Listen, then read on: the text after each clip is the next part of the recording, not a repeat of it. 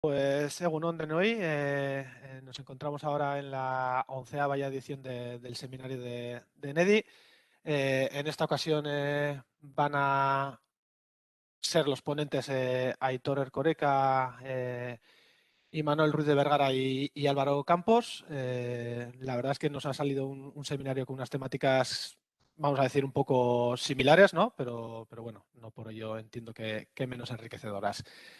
Así que, bueno, las normas un poquito ya las conocéis, más o menos entre 10-15 minutos, ¿vale? Os avisaré al de 12 minutos y nada, comentar simplemente para que el resto de la gente lo sepa, que ya prácticamente la gran mayoría de integrantes del grupo de NEDI ya ha pasado por los seminarios, entonces, bueno, los que faltan, seguís invitados, invitadas, ¿vale? Y empezaremos con la segunda ronda, que de hecho Álvaro ya es la segunda vez que da charla, entonces, bueno, simplemente para que vayáis pensando en posibles temas, ¿vale?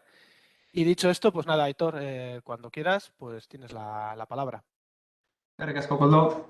Bueno, Gunón, yo os voy a presentar el trabajo que en inglés es Estimating and Decoupling the Hill Loss Coefficient of Induced Buildings into its Transmission and Infiltration and Non-Ventilation Hill Loss Coefficient through Basic Monitoring and Modeling. Entonces, el tema en castellano sería la estimación y desacople del coeficiente global de pérdida de calor de edificios en uso y su desacople. Esto es.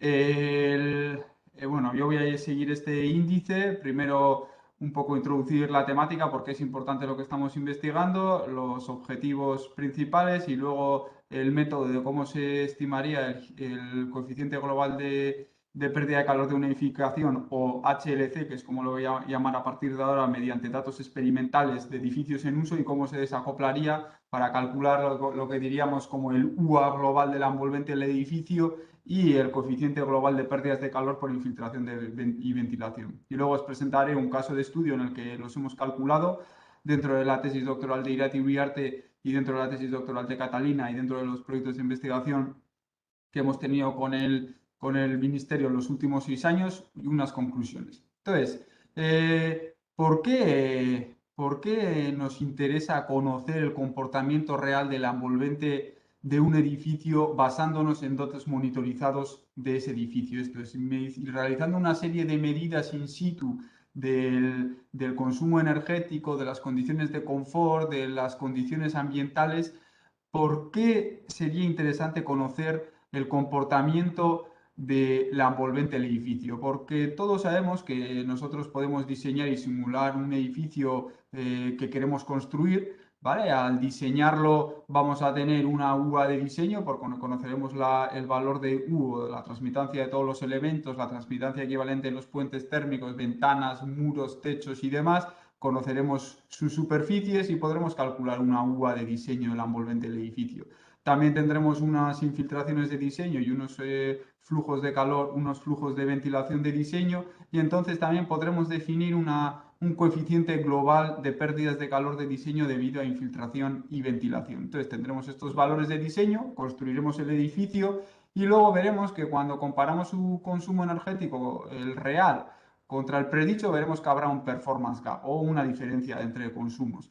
¿A qué se va a deber? A que puede que los sistemas del edificio, esto es caldera, bombas de calor, etcétera, no funcionen como en diseño. Puede que los usuarios sean unos nabos y lo utilicen muy mal y consuman mucho más debido a su mal uso del edificio. Pero nosotros estamos interesados en, ¿es la envolvente del edificio, está la envolvente del edificio operando con este valor de UA de diseño y con los valores de infiltración, ventilación de diseño? Entonces, ¿cómo medir eso de una manera fácil, rápida, fiable, barata y basada en datos de monitorización?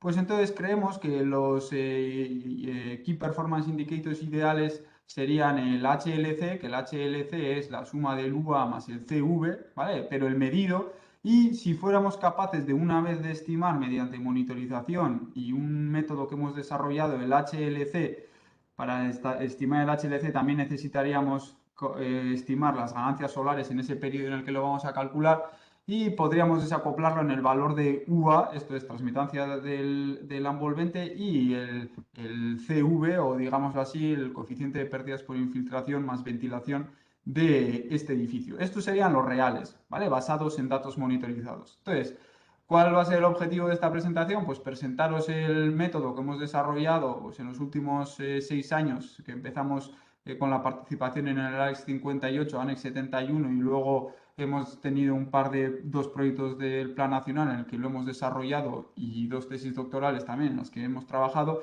en ello, y luego cómo hemos sido capaz no solo de estimarlo basados en mediciones in situ en edificios en uso, sino que además hemos sido capaz de desacoplarlo en el valor UA, esto es el valor UA global del envolvente y el valor CV global del edificio.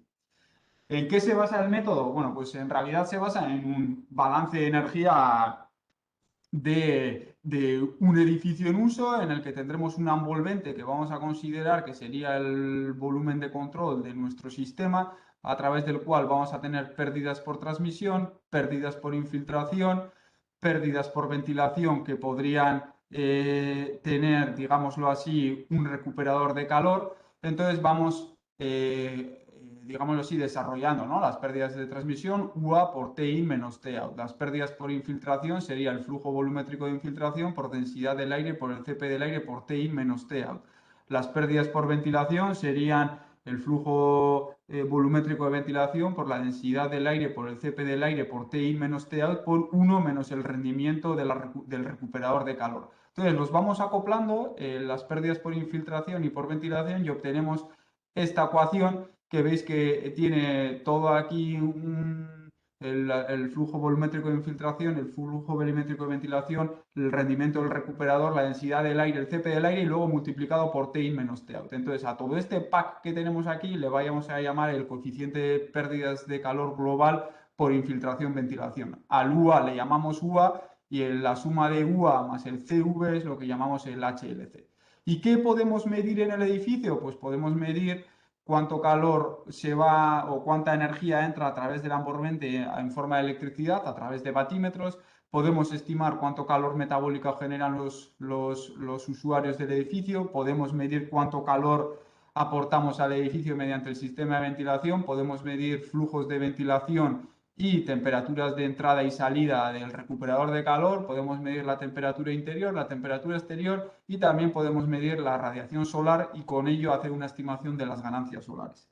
Entonces, si hiciéramos un balance de energía de este edificio, ¿qué es lo que nos queda? Nos queda que las ganancias solares más el calor digámoslo así, de la calefacción, más el consumo eléctrico, más el calor generado por los ocupantes, menos el HLC por TI menos TOUT, ojo que dentro del HLC está el UA más el CV, que antes hemos visto que se podían sacar en forma de factor común respecto a TI y TOUT.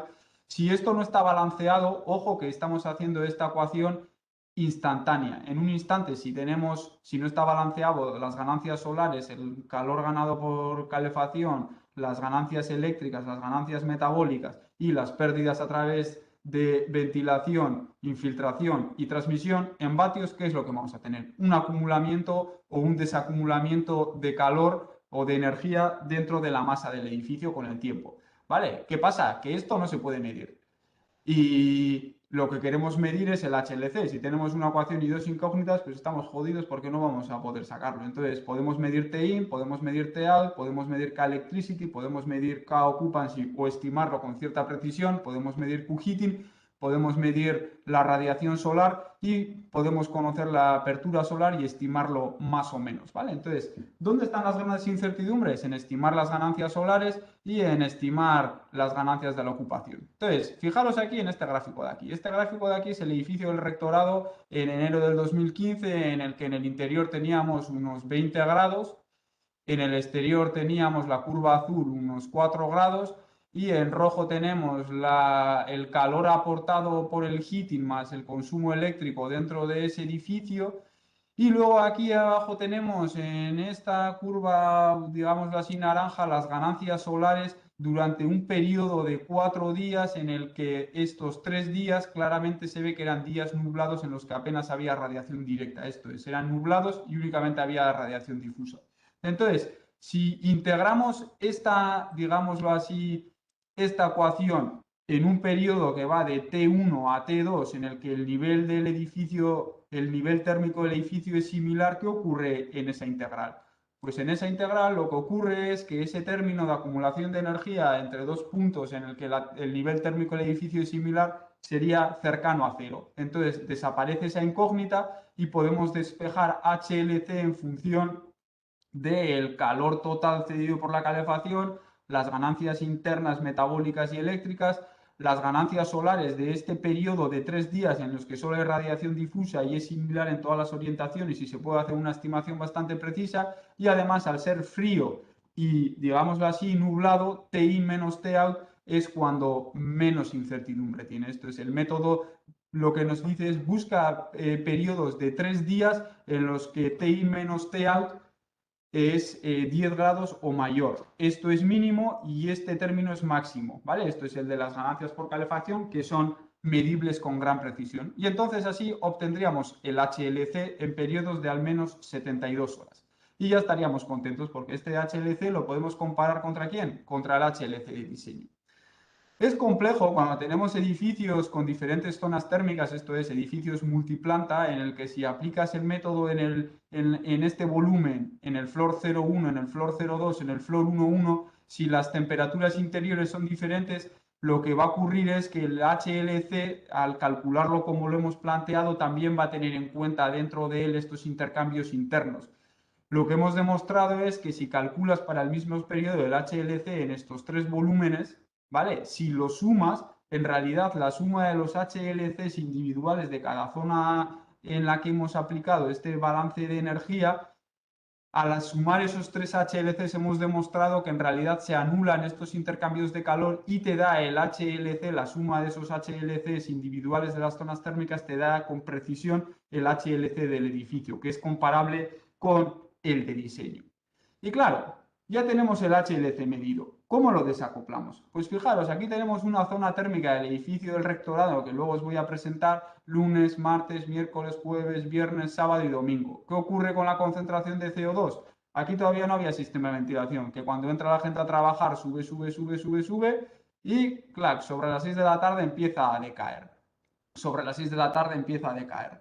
¿De qué depende este decaimiento? De la cantidad de infiltración que haya en el edificio. Y entonces, utilizando este estándar de la STM, se puede sacar cuál es el air change per hour que ha habido en esa zona térmica durante este periodo en el que el edificio se ha desocupado y tenemos la caída de CO2. Entonces, ¿qué podemos obtener gracias a la medición del CO2 metabólico? Pues podemos obtener los ACHs de diferentes días del invierno, podemos promediarlos y tener el ACH medio durante un invierno. Si tenemos el volumen del floor o de esa zona térmica, tendríamos los metros cúbicos por segundo y multiplicado por la densidad del aire y por el cepo del aire, que tendríamos el CV de esa zona térmica por infiltración. Y entonces ya podemos desacoplar el HLC porque tenemos el HLC y el CV. Y la diferencia que va a ser el valor de UVA o la transmitancia del envolvente del edificio. ¿Qué ocurre cuando tenemos sistemas de ventilación con recuperación? Que es el caso más complejo. Que el ACH medio me va a permitir calcular el flujo volumétrico total de ventilación. Y el de infiltración, que va a ser el total menos el de ventilación. El de ventilación se puede medir en los conductos. Entonces, como tenemos medido el de ventilación y podemos calcular el total mediante el decaimiento del CO2, tenemos el de infiltración y podríamos sacar el CV de infiltración, el CV de ventilación, considerando el rendimiento del recuperador, y sacar el CV, y una vez tenemos el CV, desacoplar el HLC. Entonces, ya veis qué ecuación más fácil. En realidad detrás tiene 12 minutos, Aitor. Y unas mediciones muy complejas y sacaríamos el valor de UVA. En el edificio del rectorado lo hemos hecho en las 4 plantas, hemos hecho estos cálculos, hemos medido el calor aportado por la calefacción, el consumo eléctrico, el CO2 metabólico, la temperatura interior, exterior y la radiación global. Y lo que hemos visto es que al aplicar o estimar el HLC en periodos completamente independientes, esto es, en el invierno 14-15 encontramos 4 periodos de más de 3 días en los que se cumplían todas esas condiciones, más de 10 grados de diferencia, solo radiación difusa y demás, vemos que este HLC es muy estable, ¿vale? Incluso nos quedan todos los valores dentro del de la incertidumbre de medida. Y además se mantiene de un invierno a otro. Entonces, dimos que internamente estaba validado el método de estimar el HLC basado en medidas. También medimos durante un montón de días los air change per hours en las 4 zonas térmicas que medimos y vimos que el air change per hour o el CV, ¿vale? Después de sacar el air change per hour, lo multiplicábamos por la densidad del aire y el CP del aire y sacábamos los CVs de los dos inviernos, eran muy similares. Y entonces, fijaros, en el invierno 14-15, el HL del edificio nos daba 5,09, el CV 0,41 y el UA 4,68. Y el siguiente invierno, en el 15-16, el HLC del edificio nos daba 5,27, el CV 0,44 y el valor de UA 4,83. Esto es, el 89-95% de las pérdidas de calor de este edificio se debían a que la envolvente tenía una transmitancia térmica nefasta y el resto debido a infiltraciones. Y todo eso basándonos en medidas. Entonces, hemos visto que hemos podido obtener un valor o un método para calcular los HLCs basados en, digamos así, mediciones energéticas en los edificios y gracias a la medición de los sistemas de ventilación y el método ASTM podemos obtener los air change per hour del edificio durante los muchos días de invierno y con eso desacoplar el HLC de edificios en uso en su valor UA y CV y poder compararlos con los de diseño y decirle al que ha rehabilitado o ha construido el edificio, oye, que el HLC, el UA y el CV no cuadran para nada con lo que se supone que tenías que nos dabas en diseño. Y entonces ahí pues tendríais un lío monumental porque a ver quién le dice al juez que este método pues es mejor que las estimaciones que hizo él al realizar el proyecto. Y bueno, esto es un poco en lo que hemos venido trabajando yo y Coldo, Irati, Catalina y algunos durante los últimos 5 o 6 años. Vale, pues es que ricasco, Aitor. Que como sabéis, el turno de preguntas lo dejamos para el final. No sé si Aitor podrá quedarse o no, porque luego tenía otra reunión, pero bueno, si da tiempo, pues Sí, perfecto. yo voy a estar hasta menos 10. Vale, le voy a dar derechos a Imanol. Te doy los derechos de presentador ahora para que puedas compartir tu presentación. ¿Vale? ¿Se ve? Sí. Vale, pues Vale, buenos días a todos. Bueno, me imagino que ya todos conocemos o conocéis el laboratorio de control de calidad de la edificación del Gobierno Vasco, pero bueno, para si alguno no lo conoce, estamos ubicados en Vitoria, gracias a un convenio de colaboración que se firmó en el año 2006 entre el Gobierno Vasco y la universidad. Se acordó que el área térmica lo gestionase o lo cogestionase, pues en este caso, el Grupo de Investigación en bueno, el Departamento de Máquinas y Motores Térmicos extinto. Entonces, en origen se realizaban ensayos puntuales con equipos aquí de manera in situ en el laboratorio. Con los años ha ido creciendo, hacemos más cosas y lo que voy a presentar es una pincelada general un poco de uno de los servicios más importantes que damos al departamento y que se trata de las monitorizaciones de viviendas que han sido rehabilitadas. La Dirección de Vivienda anualmente presenta unas órdenes, unos programas de ayudas para la rehabilitación energética en diferentes niveles. El primer proyecto surgió, bueno, se denominó la Orden Revive, fue en el año 2012 y, como se comentaba, anualmente han ido surgiendo nuevas órdenes de ayudas para la rehabilitación. Han salido el 2013, 14, 15 hasta la actualidad en el 2022. Y adicionalmente, la Dirección de Planificación Territorial hace 2 o 3 años ha sacado también otros proyectos, un proyecto llamado Solaps, otro llamado Perpistu y unos que vendrán pues sucesivamente también de manera anual, en el que también pues se rehabilitan viviendas antiguas energéticamente. La diferencia entre las dos líneas es que mientras el Revive y los Renove pues son escalas de edificios, comunidades más o menos pequeñas, en el que, bueno, pues ahí pongo que a lo largo de los años se han rehabilitado cerca de más de 2.000 viviendas y se han monitorizado un porcentaje de las mismas. El otro proyecto, el de la Dirección de Planificación Territorial, va a escala barrio, ¿vale? Han hecho como una especie de estudio a nivel de Comunidad Autónoma del País Vasco y han localizado un poco los barrios más vulnerables según unos indicadores que ellos han utilizado. Y en principio en el proyecto SOLAP se han rehabilitado 4 barrios, uno Durango, Eibar, Lasarte y Churdinaga. Y en Berpiztu, bueno, está ahora a nivel de convocatoria, pero también van a entrar otros 4 o 5 barrios y el siguiente año pues otros 4 o 5 y así de manera sucesiva. Entonces, bueno, ahí he puesto un poco a modo estimativo para que tengamos un orden de magnitud el número de viviendas que se han rehabilitado hasta la fecha y las que han sido monitorizadas de los diferentes proyectos. ¿En qué parte estamos involucrados o de qué manera prestamos apoyo al departamento? Bueno, pues en una primera fase sería como una especie de apoyo documental a nivel teórico, en el que presentamos o elaboramos una serie de requisitos que deben de cumplir el sistema de monitorización.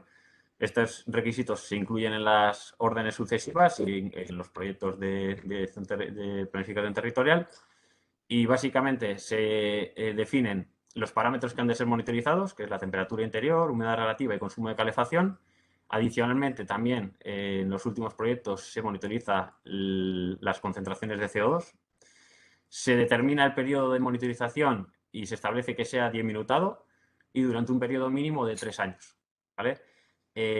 Aquí hay dos diferencias. Bueno, hay una diferencia bastante importante y es que mientras en los proyectos a nivel de edificio, que son los Revive Renoves, se realiza la monitorización una vez las viviendas o el edificio ha sido rehabilitado, es decir, tenemos datos de viviendas rehabilitadas.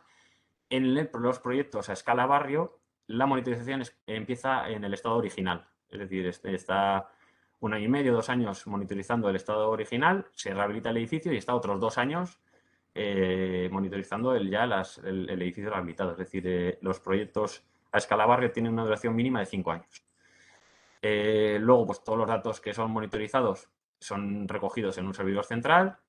El sistema de transmisión tiene que ser inalámbrico, pensando un poco en molestar lo mínimo tanto a los vecinos como en el proceso de obra. Existe un porcentaje mínimo o una cantidad mínima de viviendas que tienen que ser monitorizadas. Para los proyectos a escala de edificio es un mínimo un 20% de las viviendas. A escala de barrio es en función un poco del presupuesto que tenga el proyecto. Pero bueno, en los que se han monitorizado están por encima del 50%, el de escala de barrio. Y luego, bueno, pues establecen una serie de incertidumbres que pues hace unos años era no difícil de cumplir, pero bueno, sí que era un tema un poco más peliagudo.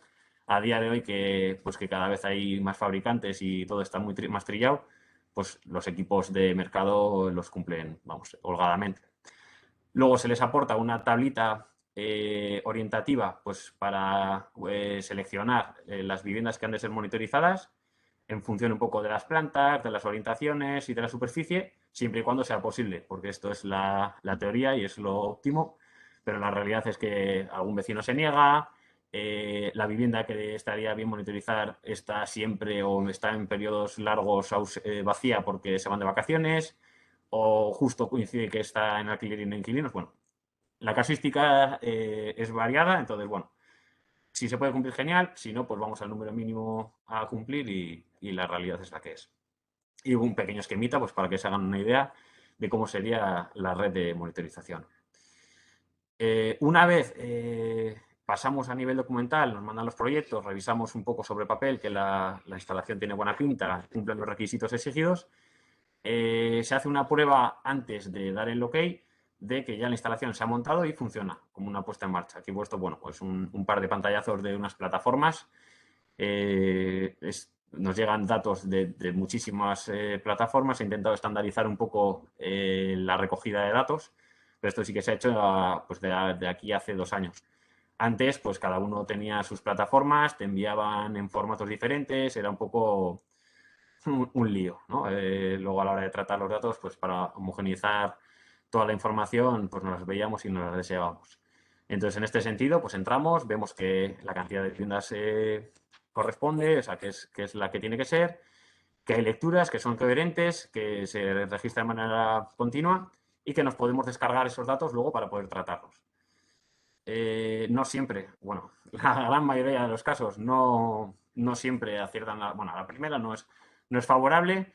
Aquí he puesto sin más un par de ejemplos que se ve pues, visualmente lecturas que no son continuas, que hay caídas o problemas incluso de señal con el repetidor, bueno, en los que tenemos que estar un poco detrás de los instaladores y decirles pues que lo arreglen, y la mayoría de las veces nos hacen caso, pero bueno, tenemos que estar un poco ahí como en labor de policía, con la porra. Y abajo, pues vale, sí que la plataforma recoge, la plataforma de visualización tiene muy buena pinta, pero luego a la hora de descargar los datos, pues ves que hay columnas vacías. Por ejemplo, aquí es el tema de la calefacción. Entonces, bueno, es un poco una labor de supervisión que, vale, parece que está montado, físicamente está, pero que los equipos funcionen bien y que luego pues, se pueda descargar para poder trabajar con esos datos. Una vez se da el visto bueno, pues ya nos metemos un poco en harina y, como os he comentado antes, vale, hemos intentado estandarizar en un formato único la descarga de esos datos o la recepción de esos datos, pero no, la realidad no es esta. O sea, es que cada instalador tiene su plataforma y dentro de su plataforma pues un formato diferente, que es como nos mandan a nosotros o nos podemos descargar los datos. Entonces, bueno, en esto ha hecho un gran trabajo Dani, nuestro compañero, que hizo pues como un software propio. Yo creo que lo presentó, o medio habló de él también en su presentación, en su día. Y básicamente en tres pasos diferentes selecciona en un primer paso lo que es la comunidad o proyecto de la que queremos extraer los datos, coge los diferentes archivos sueltos y los unifica en uno grande. Porque sí que es verdad que hay veces que nos mandan datos de manera diaria, otros de manera semanal, otros incluso mensual. Entonces, hay un batiburrillo curioso y lo que hace es, pues vale, junta todos esos archivos en uno. Bueno, le puede definir el periodo mensual o anual y ese sería como un primer paso. Un segundo paso, pues identifica los valores, bueno, las fechas en las que no hay valor, es decir, que está vacío, las numeriza, las cuantifica. Y un tercer paso sería completar valores erróneos, ceros o alguna caída de lecturas, pues con una interpolación de la última lectura con la siguiente que sea real, comparada con un día tipo del periodo que haya sacado de otro año, si es que existe. Entonces, bueno, mediante un algoritmo diseñado, pues podemos completar esas lecturas pues, que están vacías, que son ceros, que hay errores, aún sabiendo luego que, claro, el número de lecturas que se han completado para que se vengan reflejadas en el análisis y se tengan en cuenta. Una vez ya hecho el tratamiento de datos, vale, está el formato bien, nosotros lo que emitimos es un informe al departamento de unos datos básicos, sería como unas condiciones de habitabilidad. Aquí pues se muestran las medias de los diferentes años de temperatura, humedad, diferenciadas en diferentes periodos, en invernal y verano, y luego pues un poco las condiciones de confort que tienen esas diferentes viviendas. En este caso, no sé si era esa escala portal, también se hace luego a escala de diferentes viviendas. Bueno, se identifica una especie de zona de confort, tanto en temperatura como en humedad, y se ve pues más o menos cómo están representados a lo largo del año. Y la demanda de calefacción con los ahorros que produce las mediciones reales respecto, en el caso de los de escala de edificio, se compara con el certificado de eficiencia energética, porque claro, no tenemos lecturas previas a la rehabilitación. Entonces, bueno, pues tiramos de lo único que hay, que, vale, no es exacto, ni mucho menos, pero bueno, al ser una letra mala, porque son edificios antiguos, no va a ir tan desencaminado como si fuese algo más moderno. Entonces, en este sentido, es un poco el formato que se le da al departamento para que entregan a las diferentes comunidades, porque sí que hay vecinos pues, que son curiosos y solicitan los datos. Luego al propio departamento para que hagan sus propios estudios a nivel interno. También les emitimos una comparativa del certificado original previo a rehabilitación con los datos, con lo que sería la calificación basada en la monitorización real, y lo graficamos también en función un poco de temperatura de calefacción, para ver las condiciones según el certificado original, el certificado rehabilitado en unas condiciones pues, que marca un poco la norma. Y por último, también les damos al departamento pues, una especie de valores, un mapeado de valores agrupados por rangos o no sé cómo llamarlo, de los diferentes parámetros que han sido monitorizados para que tengan una imagen más real que las simples medias que no nos aportan información como tal. Entonces, bueno, pues para 12 ver... minutos, ¿vale, Ima? Vale, gracias, Coldo. Para ver un poco pues, por dónde están a nivel de portal, a nivel de vivienda, si interesa alguna vivienda en particular, pues lo hacemos a esas dos escalas. Y por último, nos faltaría introducir o incluir en el análisis pues algunas ideas que ya hemos debatido con gente del departamento y que, pues, que creen que son de interés. Sería incorporar un poco la variable económica. Tenemos las partidas presupuestarias de todos los proyectos de rehabilitación. Entonces, desgranados, pues os he puesto ahí un ejemplito en fachadas, en cubiertas, la partida de monitorización como tal. Entonces, pues sería incluir unos ratios de euro invertido, kilovatio ahorrado. Sería también plantear diferentes niveles de actuación. Uno que sea solo, no una rehabilitación, sino una conservación, que llaman ellos. Entonces, bueno, un poco introducir la variable económica para saber la eficiencia real de estas actuaciones, no solo a nivel energético, unos perfiles de uso que sí que hemos estado sacando ya en diferentes periodos, pues hemos denominado como tres periodos a lo largo del año, uno que sea invierno, que incluye los 4 meses más fríos, verano los más cálidos, y un entretiempo, ¿vale? Que no es ni frío ni calor.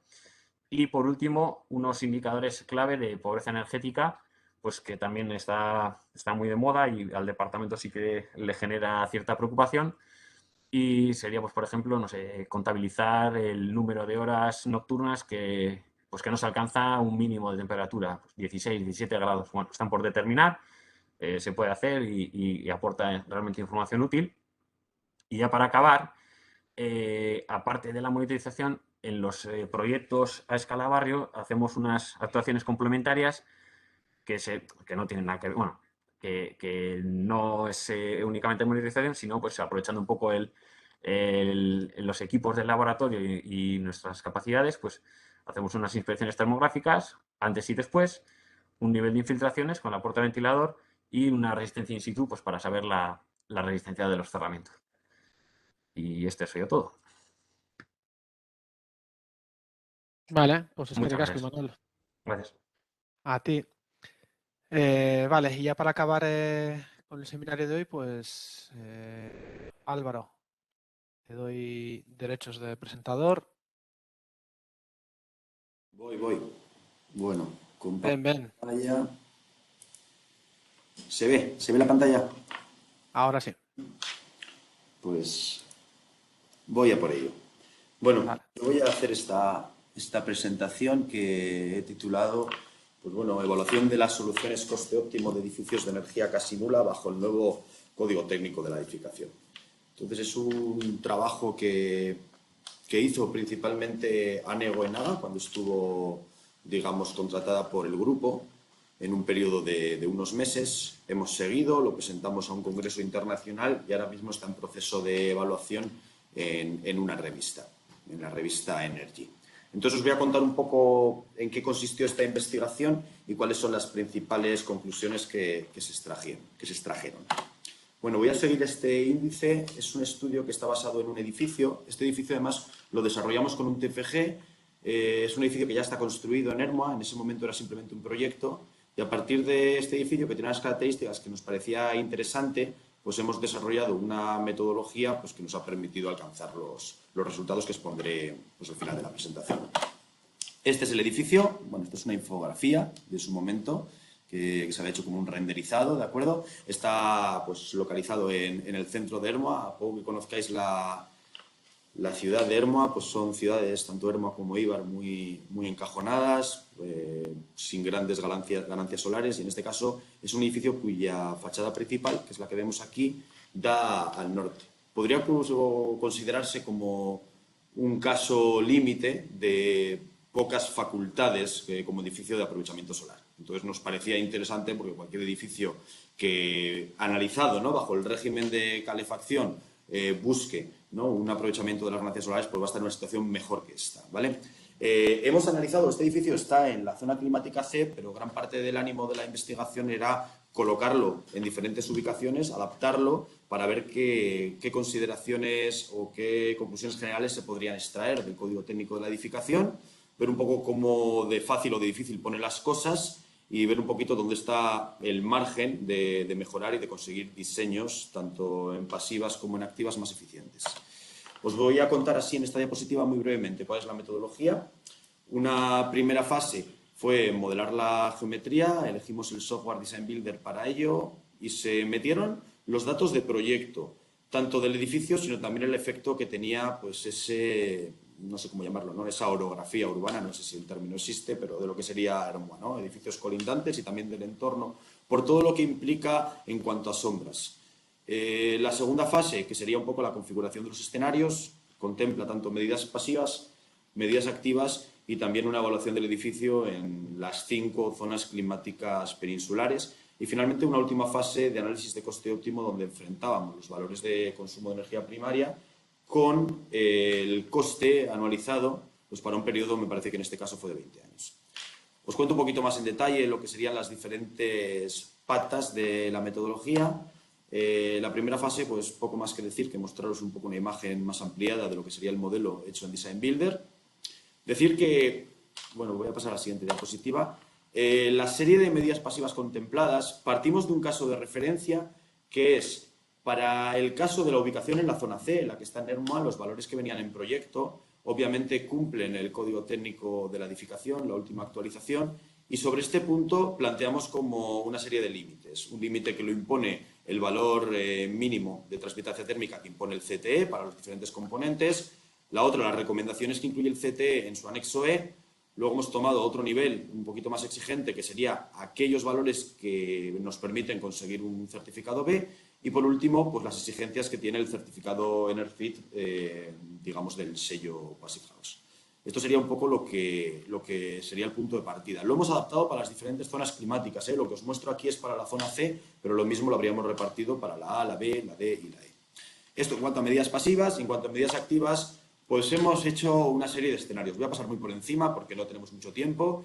Estos serían los 2 primeros escenarios, caldera de condensación con placas solares térmicas, tanto para cumplir el mínimo que establece el LCE, como abajo tendríamos una ocupación total de la cubierta disponible. La cubierta va a tener una piscina y no sé qué más cosas, por lo cual tampoco tiene mucha disponibilidad, pero sí que nos permite al menos cumplir lo que especifica o lo que pide el código técnico de la edificación.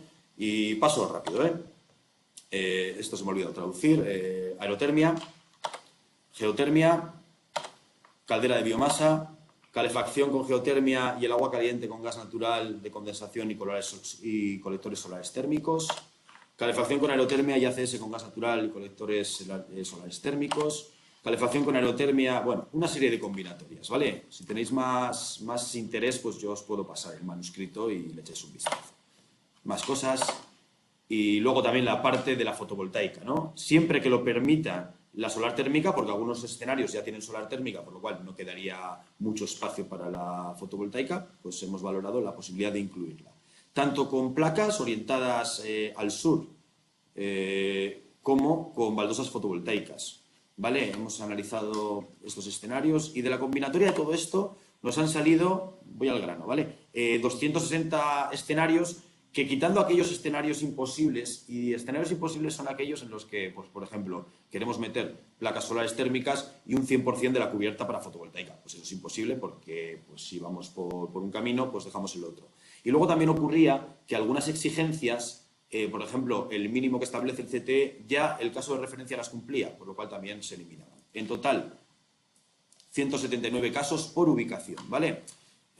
Lo que hemos hecho es evaluarlo en las 5 zonas, en concreto, pues en unas capitales de provincia que nos parecían significativas. El caso de Bilbao, lo hemos puesto en Bilbao, que Bilbao-Ermua, pues prácticamente lo mismo. La zona A, que sería Almería, la B, que sería Valencia, la C, Bilbao, la D, me parece que Madrid, y la E, Burgos. Ese sería un poco el mapa de análisis.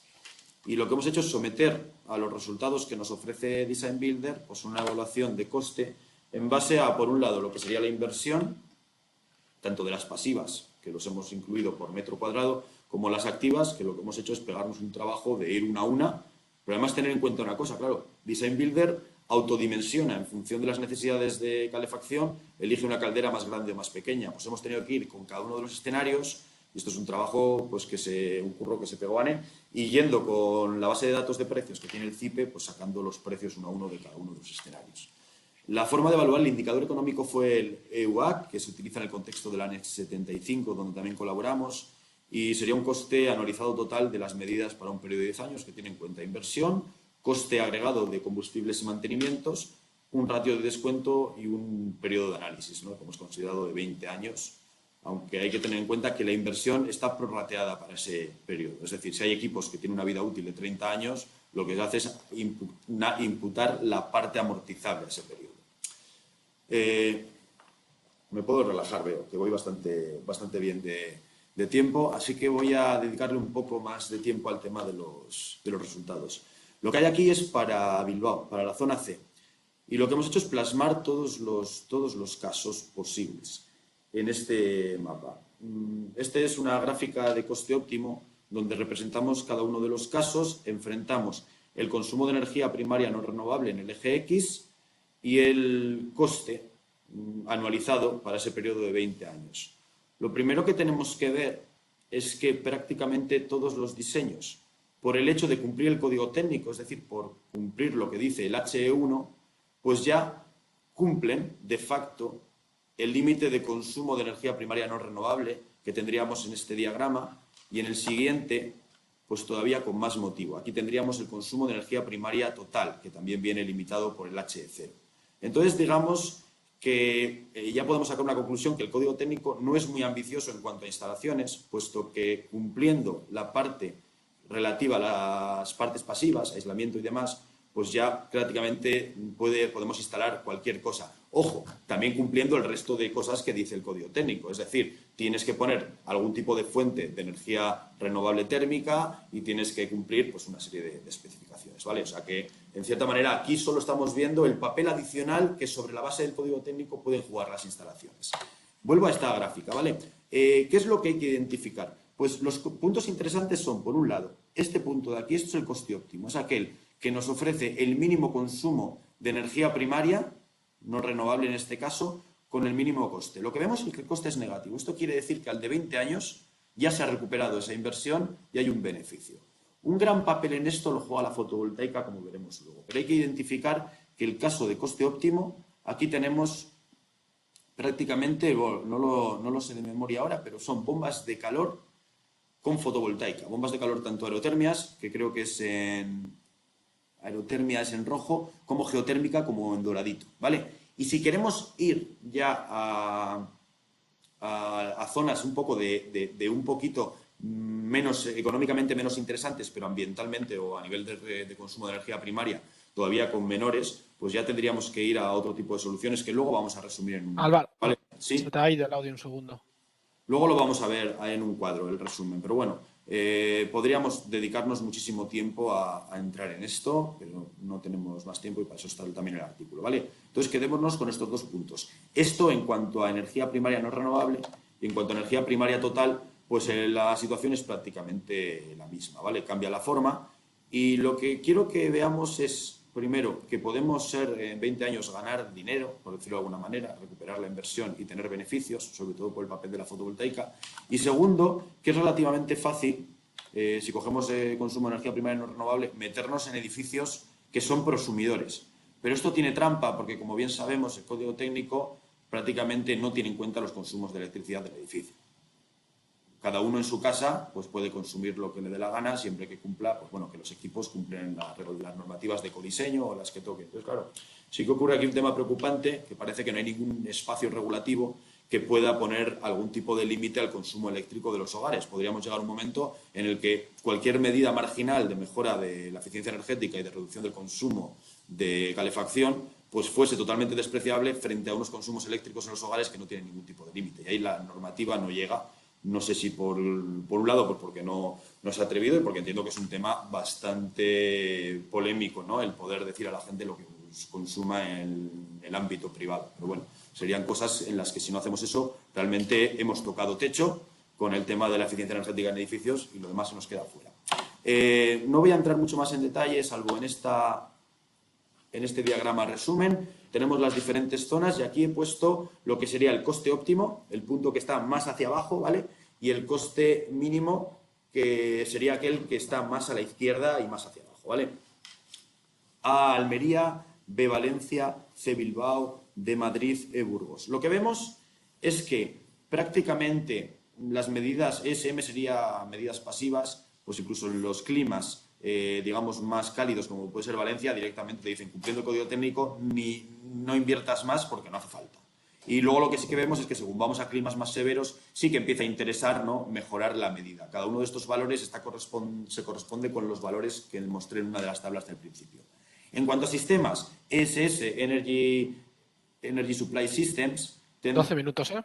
Vale, pues voy acabando. Tendríamos para heating prácticamente siempre o geotermia o aerotermia, en función del caso. Para agua caliente sanitaria o cogeneración, cuando queremos, digamos, priorizar el tema de coste, y biomasa, cuando queremos priorizar la reducción del consumo de energía primaria. La recuperación de calor, puesto que la demanda es tan baja, solo nos interesa en el caso más frío, en el de Burgos. Los demás, ¿por qué no? Porque inducen un consumo de ventilación mayor por las caídas de presión de los sistemas de recuperación, de los intercambiadores, y llega un momento en el que es mejor directamente no activar la recuperación de calor. Y sistemas renovables, todos ellos, por el nivel de costes que tenía este producto, nos recomienda ocupar toda la plaza, toda la cubierta con baldosas fotovoltaicas, porque ocupan mejor, tienen una eficiencia peor, pero también son bastante baratas. Entonces, esto está muy ligado a los precios que conseguimos y bueno. Y prácticamente, pues es posible prácticamente que todos los edificios sean prosumidores y que todos los edificios en un periodo de 20 años recuperen la inversión y generen ganancias, que es el resumen que tendríamos aquí a la derecha. De todos modos hay que matizar, y aquí acabo ya con las conclusiones. Primero, decir que el cumplir el H1, que es obligatorio, prácticamente garantiza el cumplimiento del H0. Entonces, eso decir de que el consumo de energía primaria tenga que ser menor que un determinado valor, que es lo que dice el H0, pues no haría falta. Y tener en cuenta que nuestro edificio es un edificio el peor que hay, digamos, para poder sacar algo de ventaja del aprovechamiento solar, por lo cual las conclusiones pueden ser bastante generalizables. Por segundo, una vez cumplido el H1, las medidas pasivas ofrecen... no, ahí hay un fallo. Las medidas activas ofrecen mucha más capacidad de reducir el consumo de energía primaria. Prácticamente podríamos decir que invertir en pasivas no tendría mucho más que decir. Es posible para todas las zonas climáticas conseguir valores negativos del EUAC y el consumo de energía primaria, por lo cual también podemos decir que el código técnico es muy conservador y es poco ambicioso, porque tenemos mucho más margen en medidas que son, digamos, interesantes económicamente, y sobre todo hay una gráfica que no he puesto, es que las inversiones iniciales que hacen falta no son mucho mayores, ¿vale? Entonces eso tenerlo en cuenta. Y por último, la fotovoltaica juega un papel central en conseguir escenarios de menor coste, consumo, especialmente por dos motivos. Porque permite tener ingresos al autoconsumir la electricidad producida. Pensad que con los vecinos que hay, cualquier consumo que quede en la red eléctrica del edificio se va a autoconsumir, y los precios que aquí hemos metido no son los actuales, son los de antes de toda esta movida, y toda esta movida me refiero de un año para atrás, ¿vale? Y por otro lado, claro, van unidas con la aerotermia porque permite reducir el coste de alimentar las bombas de calor aerotérmicas y geotérmicas. Y por último, el problema que he mencionado de que el CT, gran fallo, que el consumo eléctrico de los hogares, pues que no está incluido, por lo tanto hay una parte en la que no apunta, y es la parte que cuanto más medidas haya en cuanto a la eficiencia de la parte térmica, pues más peso va a coger. Y esto sería todo. Disculparme por haberme pasado el tiempo.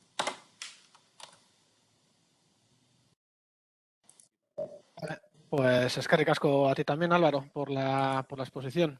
Entonces ahora pasaríamos lo que comentamos al turno de preguntas, ¿vale? Por si os ha quedado algo en el tintero, alguna duda que queréis preguntar, sobre todo si queréis empezar por Aitor, que igual se ha ido ya. Bueno, todavía está aquí, pero si tenéis alguna pregunta para él. ¿Aquí ya colgó? Vale. Iván, ¿tiene pregunta? Sí, yo tengo una bueno, un comentario.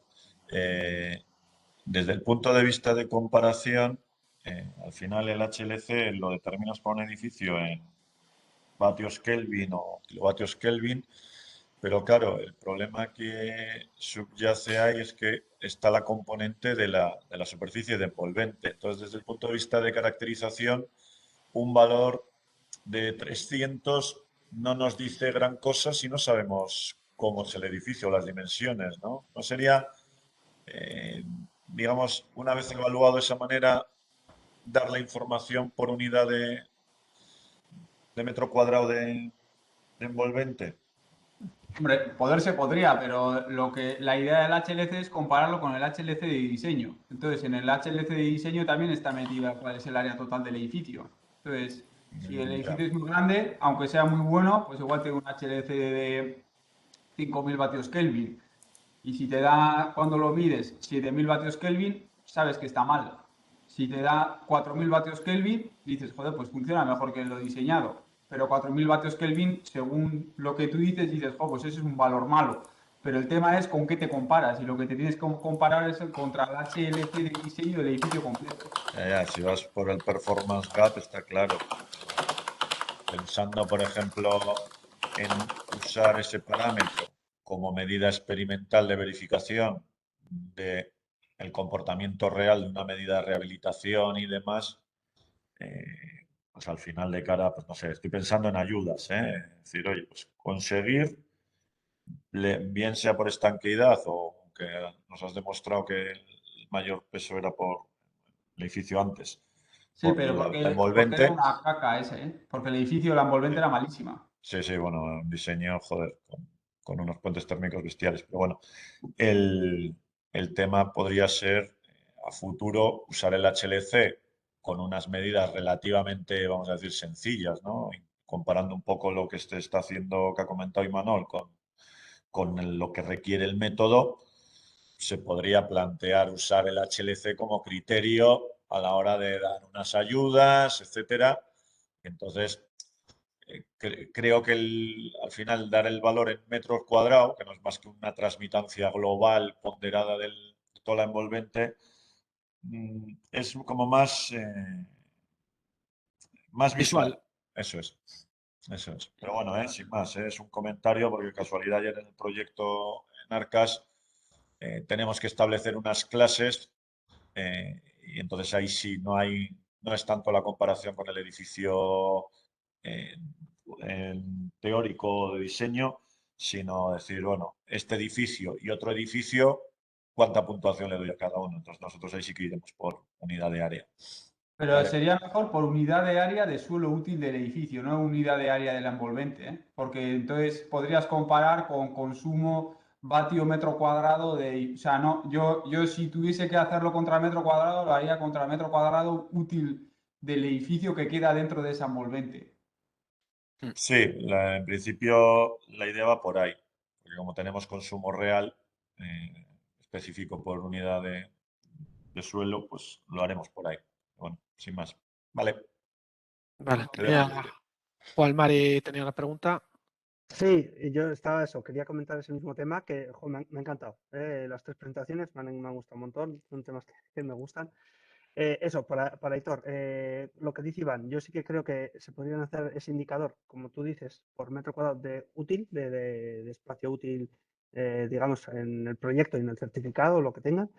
Y también se podría hacer quizás, no sé si tiene relevancia o no, pero un porcentaje respecto a la demanda conjunta de la o demanda de invierno, demanda de calefacción más ACS ponderado, digamos, para saber cuánto es ese porcentaje del HDC frente a los cálculos originales del proyecto. Es como una especie de desviación respecto al HLC. O sea, no es comparar el HLC final con el HLC del proyecto, sino calcularlo directamente contra la demanda que ellos han considerado en proyecto. ¿Eso tú crees que se podría...? Juan Mari, con eso hay que llevar muchísimo cuidado, porque si tú tienes un edificio con un HLC de 1000 vatios Kelvin, ¿sí? Y entonces, imagínate que tienes 10 grados de diferencia, 1000 vatios Kelvin por 10 grados de diferencia, el edificio te consumiría en calefacción, digámoslo así, 10.000 vatios, ¿no? Pero claro, si las ganancias internas, esto es metabólicas más eléctricas, son 3.000, ¿sí? En realidad la calefacción te va a pedir los 10.000 que pierdes menos 3.000, esto es, te va a pedir 7.000. Si tú Correcto. rehabilitas el edificio, mejoras la envolvente y pasas esos, digámoslo así, 1000 vatios Kelvin a 500 vatios Kelvin, con la misma diferencia de temperaturas, esto es con 10 grados, el edificio te va a pedir 5.000 vatios. Pero como los consumos internos de metabólicos y eléctricos son los mismos, son 2.000, claro, no te va a pedir la calefacción, te va a pedir 5.000 menos 2.000, 3.000.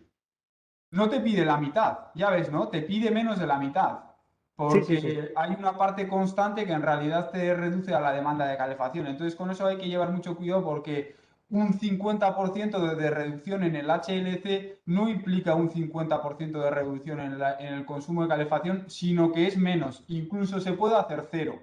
Si hubieras bajado el HLC de 1000 a 100, esto es de 1000 vatios Kelvin a 100 vatios Kelvin, con 100 vatios Kelvin multiplicado por 10 grados de diferencia, el edificio necesitaría 1000 vatios de calefacción. Pero ya tienes 2000 de metabólico más eléctrico. Entonces, en realidad, pasarías de que ese edificio en invierno necesitaría refrigeración, no calefacción.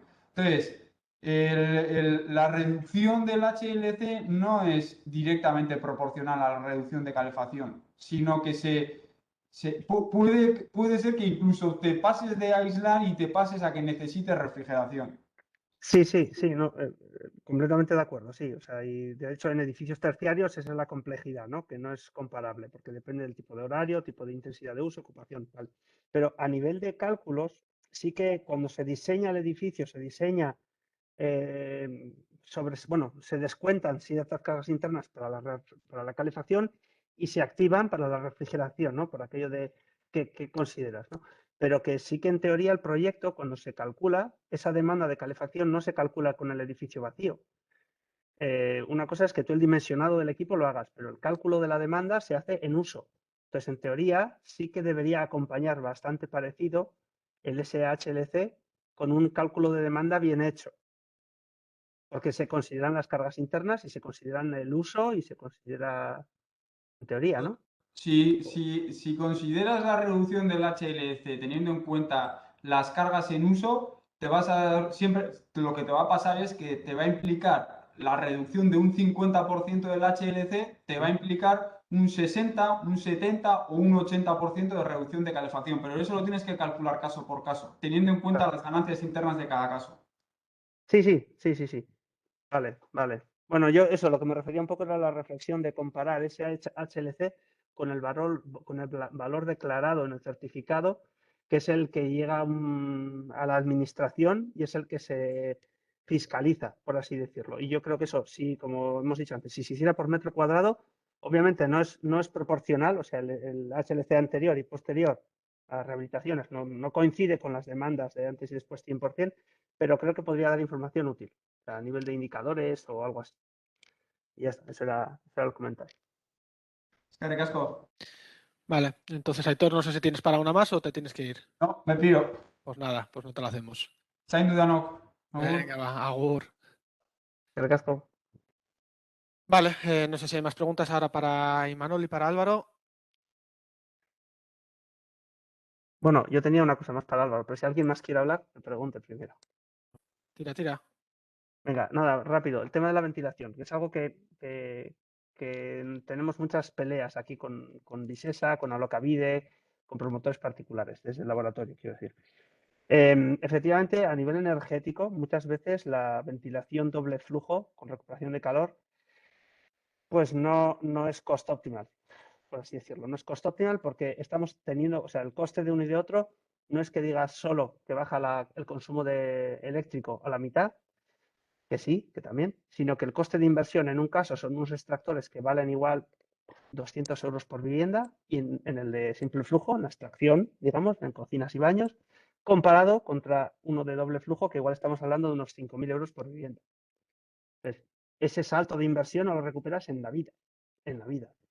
Sin embargo, ¿cuál es también la realidad? En los ensayos que hacemos de medición de caudales de simple flujo, como los que se montan, todos los instaladores te montan el higro regulable, o sea, el que esto pues la gente de Donosti, tanto Moisés como Iñaki igual tienen más información, pero a nivel de nuestros ensayos simplificados de medición, el higro regulable no regula, ¿de acuerdo? El higro regulable, según se instala, si la han elegido bien o mal las bocas, los aireadores, pueden llegar a estrangular casi por completo las extracciones, de manera que, por ejemplo, estas semanas, que justo el lunes estuvimos en un ensayo ahí en Azkoitia, y en teoría el aireador tenía que garantizar un mínimo de 5 metros cúbicos hora, que no es nada. 5 metros cúbicos hora es 0,3 litros segundo o algo así, no sé, podéis hacer la división. pero es muy, muy poco. Y estaba dimensionado, en la boca ponía de 5 a 50 metros cúbicos hora, que es ya un número grande. Tocabas tú las clapetas y estaban medio rígidas, deformadas, o sea, tiene un problema de ejecución que yo creo que se nos escapa a nosotros, pero que a nivel de técnicos o científicos deberíamos ser conscientes. Entonces, el propio sistema da mucho pie a que falle ese higo regulable o estas extracciones colocadas de una manera que no succionan lo que deberían. Obviamente luego pues no va a entrar aire limpio por esos aireadores de los dormitorios ni del salón, y lo que va a ocurrir es que la vivienda entra en un modo casi casi de infiltraciones y como mucho tira a la cocina o el aireador que esté más cerca del equipo.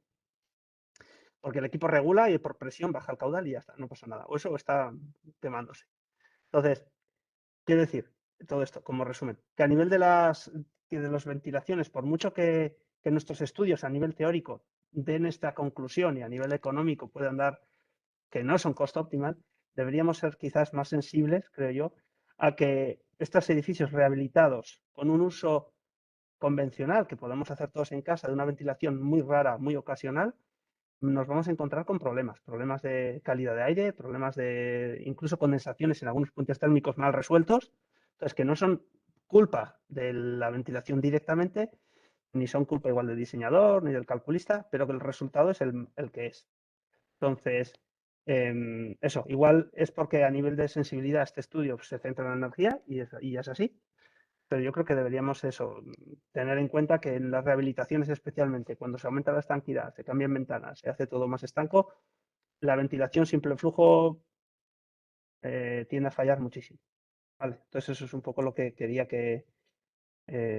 recordar, ya que estamos aquí muchos profesionales y trabajéis en un montón de proyectos y tal, yo creo que es bueno que lo tengamos presente. Y si tenéis dudas o queréis ampliar la información, pues os comentamos, venís aquí al laboratorio o vemos datos, vemos ejemplos, ensayos y ver dónde está un poco la pelea, ¿de acuerdo? Y que claro, esto como lo deciden casi siempre los promotores, luego lo padecen los usuarios a futuro, los compradores, pero ya es tarde para hacer cambios. Y bueno, es lo que hay. Vale, un poco solo eso. Gracias. Bueno, gracias por el apunte.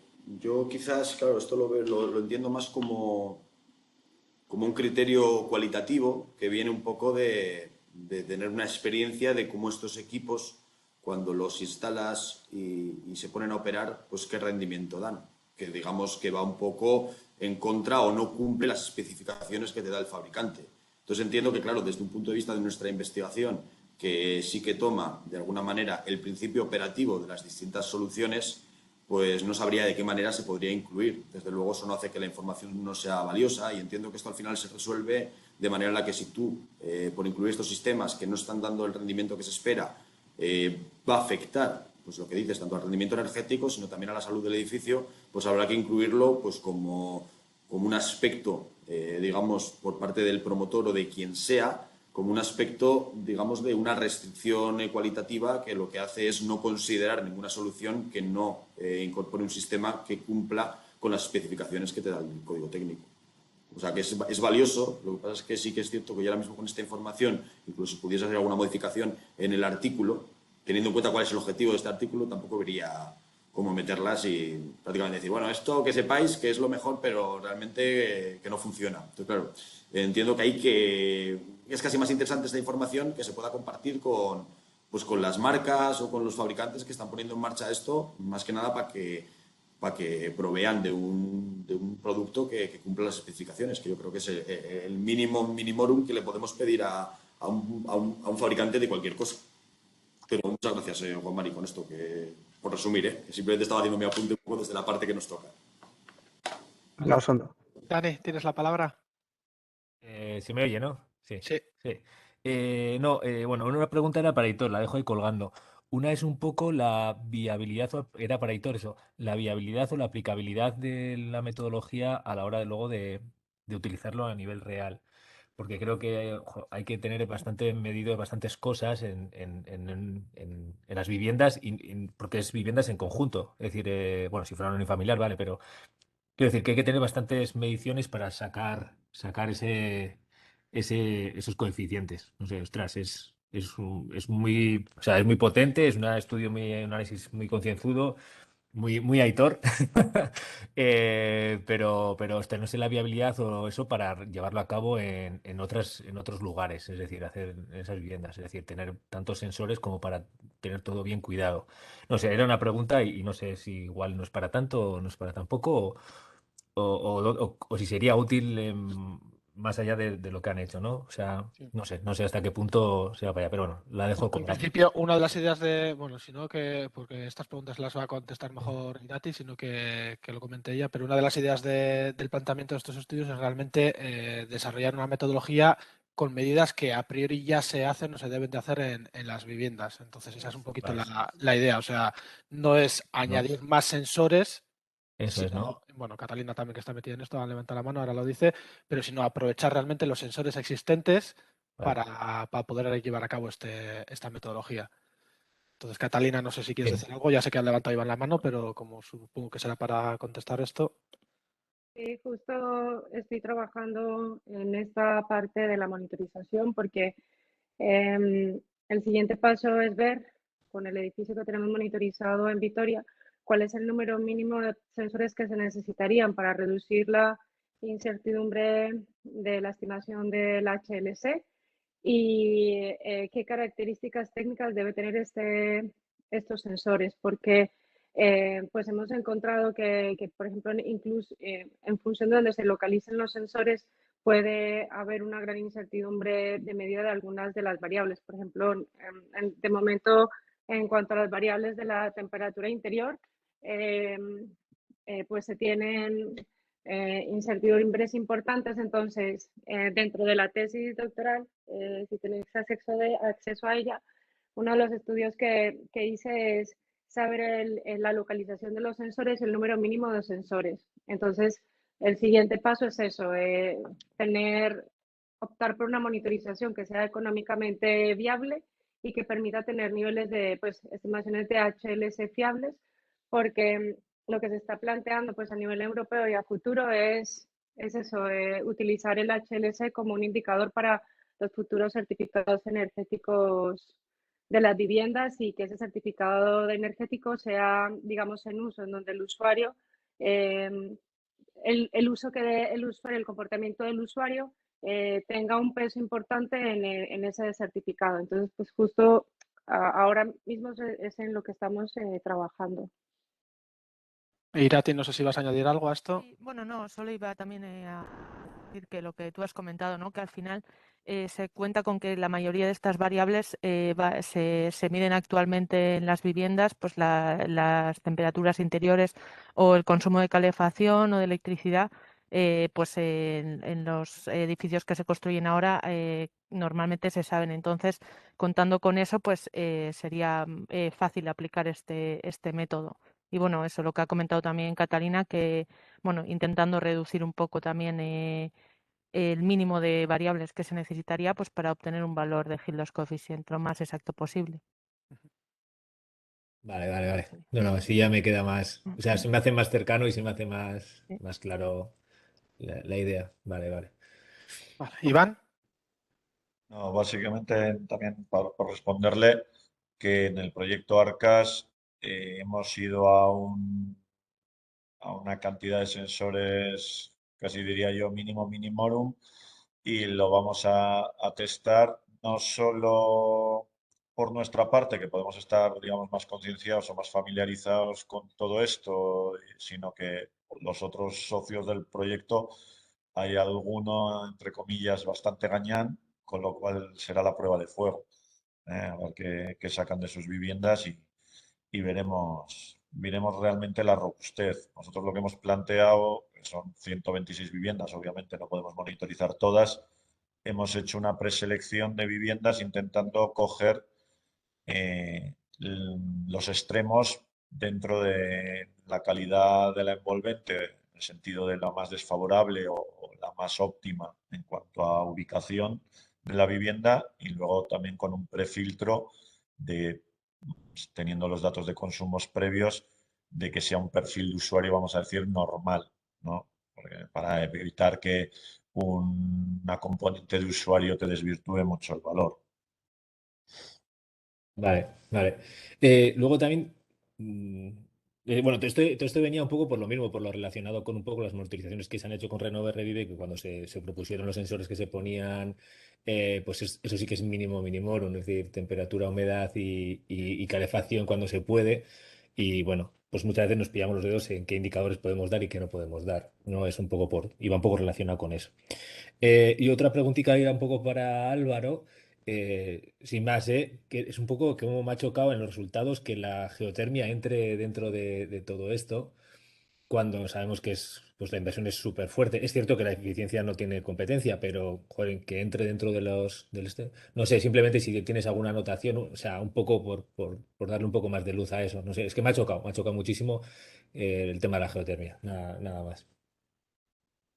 Sí, te contesto, claro. A ver, hay que tener en cuenta que estamos hablando de obra nueva. Es un edificio en el que tú lo que tienes es un solar donde de entrada vas a tener que picar para el tema de cimientos. Y tú en una bomba de calor en edificios, y es que incluso hay muchas soluciones, tal como lo hemos planteado, en la cual va el propio, es tubo embebido que va dentro de la propia estructura, ¿eh? O sea, eso realmente pues hace que los precios sean asumibles. Evidentemente la inversión es mucho más elevada, pero estamos hablando que queda después de 20 años. Lo que puede ocurrir respecto a la aerotermia es que la aerotermia puede tener un payback, si lo ponemos en qué momento empezamos a tener ahorros, que puede ser, yo qué sé, te digo de memoria, de 7 años, pero igual la geotermia tiene de 15.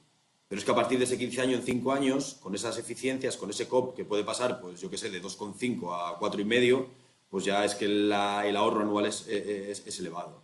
Entonces, seguramente, y no hemos hecho la prueba, pero con un estudio de sensibilidad de hacer este análisis o este periodo de análisis a 10 años, a 20, a 50, cuanto más extendido sea, las soluciones que requieren más inversión, pero que a su vez arrojan más ahorro, son aquellas que van a salir como las ganadoras. Entonces hay una sensibilidad a eso.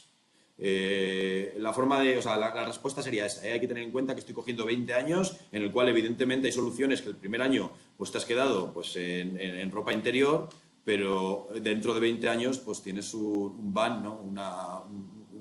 Tu cash flow ha hecho que puedas tener pues una situación más ventajosa respecto al haber invertido en una aerotermia. Simplemente eso. No, simplemente me chocaba un poco porque, jolín, estamos teniendo, igual no es la relación tan directa así, pero como cada vez, pues eso, con medidas pasivas, tu demanda es más pequeña, tu consumo va a ser más pequeño, tu payback o tu vuelta también es más difícil de retornar en grandes inversiones. Es decir, año tras año, o sea, tú vas a tener más payback o vas a tener mejor retorno cuanto más consumo vaya a haber, porque entre más eficiente sea tu sistema, pues más vas a ahorrar. Pero claro, en este caso que cada vez estamos con menos, es decir, sí, el ACS va a ser constante, pero el nivel de calefacción va a ser menor y por eso me chocaba un poco, era simplemente la aclaración un poco en este tema. Y luego hay una última pregunta, Álvaro, perdona, ¿eh? El tema de cuando sale que tienes ingresos, en todo esto, los edificios que salen con ingresos, ¿te refieres más bien a las compensaciones? Porque ingresos como tales en principio no van a tener, ¿no? No sé, era por aclarar también eso, que igual choca también. Ya está, y ya no te molesto más. No molestas, Dani, joder. No, a ver, lo que tú dices, pues de luego habría que mirar, ¿eh? Seguramente cuando hacemos el análisis, pues lo que hace el programa es compara, igual decide, ¿no? No voy a mejorar o a reducir la demanda porque económicamente es más interesante hacer una inversión fuerte de geotermia que lo que me puede suponer poner el aislamiento. No sé, al final estamos viendo, esto es una metodología caja negra y lo que estamos es analizando los resultados y podemos empezar a intuir de dónde pueden venir las cosas. Y lo que me comentas de ingresos, claro, es un ingreso, un coste evitado es un ingreso. Si tú pones una situación de referencia, pues quiere decir, hombre, tiene trampa el término, ¿no? O sea, en el momento en el que tú haces algún cambio sobre una especie de línea base que hace que consumas menos, pues eso al final es algo que respecto a la situación de referencia, pues se puede entender como un ingreso. No es venta o sea, hay uno de los criterios que poníamos en las típicas assumptions del trabajo, era de que esa electricidad no iba a salir a la red. Esa electricidad iba a ser consumida entendiendo que en un momento de que tú pones una instalación de este tipo, que es pequeñita, que no sé ahora mismo cuántos kilovatios es, incluso la que ocupa toda la cubierta,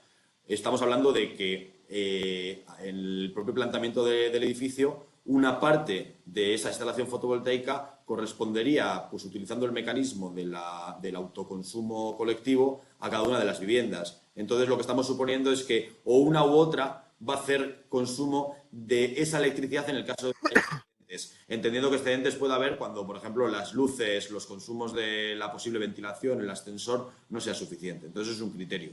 Evidentemente, en el momento en el que se dé una producción al mediodía y en el edificio, que no sé si hay 20, 25 viviendas, no consumen, pues salga a red en ese momento, pues sería una realidad, pero que ya sería difícil de analizar de una forma paramétrica, porque claro, nos pondríamos en supuestos o hacer escenarios, pero bueno, hemos supuesto que todo se autoconsume, también para entender un poco de dónde puede venir ese coste evitado, que no ingreso. Vale, pues eso sería. Vale, pues me arranco yo con una pregunta. De todas maneras, adelanto, ¿vale? Haya preguntas o no haya preguntas, en principio acabaremos a las 12:30, ¿vale? Para no estirar mucho estas sesiones, que se trata de que sean reducidas, ¿vale?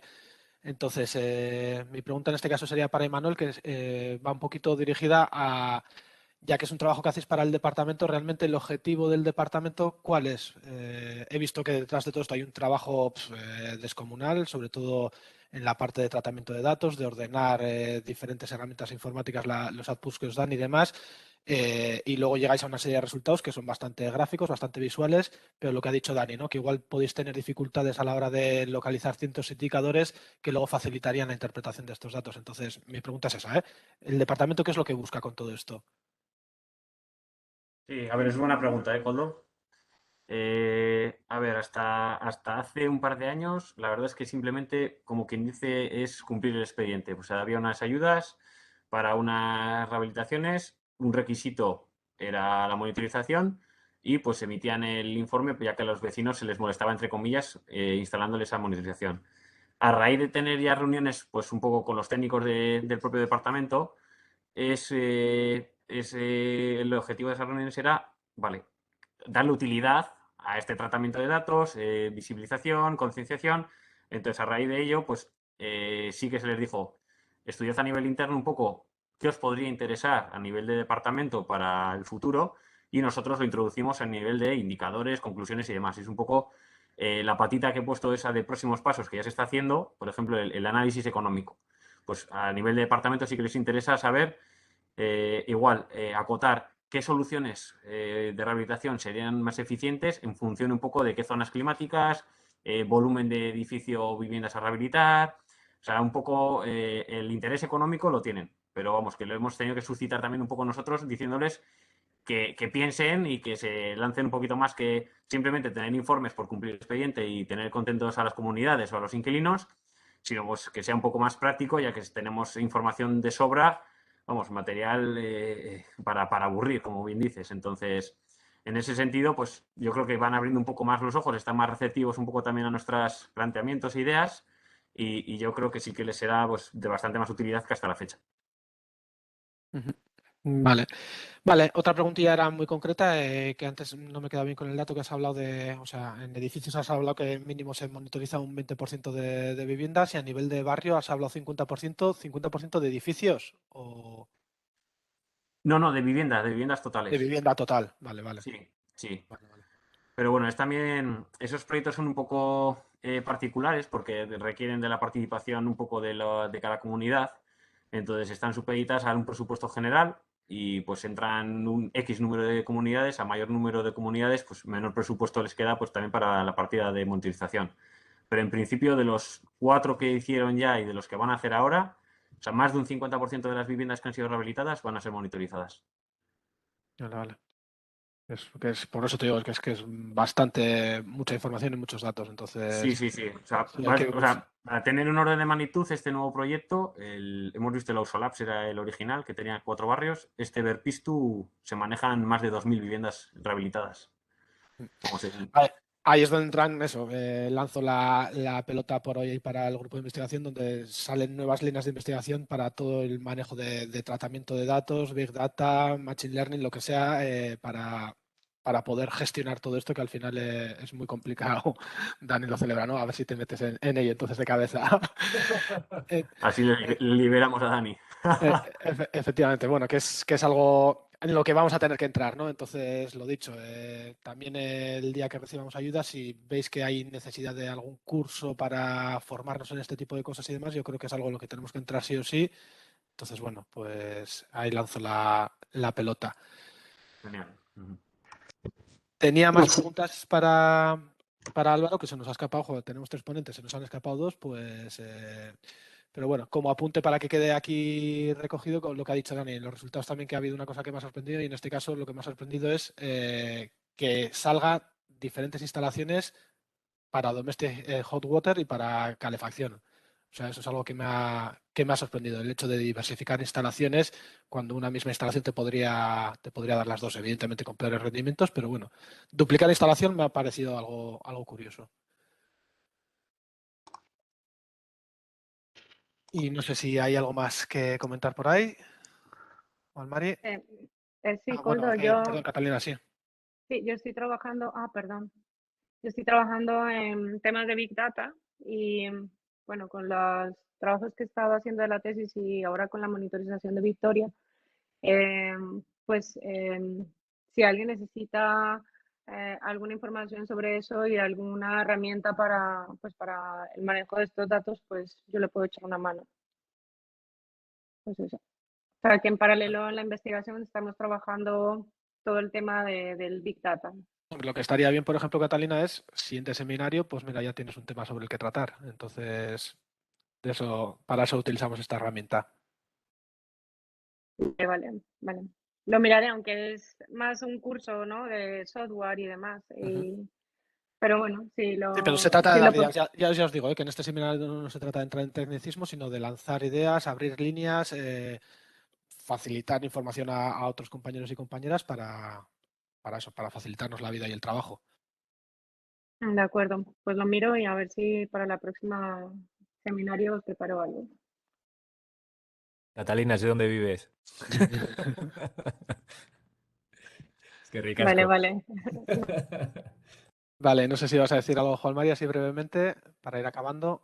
No, solo una línea para que si lo ve el comentario Álvaro. El tema de duplicar lo que has dicho ahora de los equipos, quizás una de las líneas en las que podríamos filtrar estas soluciones que energéticamente y económicamente son costo óptimas, pero que igual no acaban de tener tanto sentido para los promotores, es el tema del ciclo de vida y la energía embebida. Si se hace ese análisis aplicando un segundo análisis, un filtrado de energía embebida y el uso en 30 años, que el equipo de Portugal y tal de la ANEX lo están haciendo, ahí ya se caen muchas de estas soluciones en las que duplicas sistemas, que duplicas cosas. Entonces es una nota para futuro para el que trabaje en ello.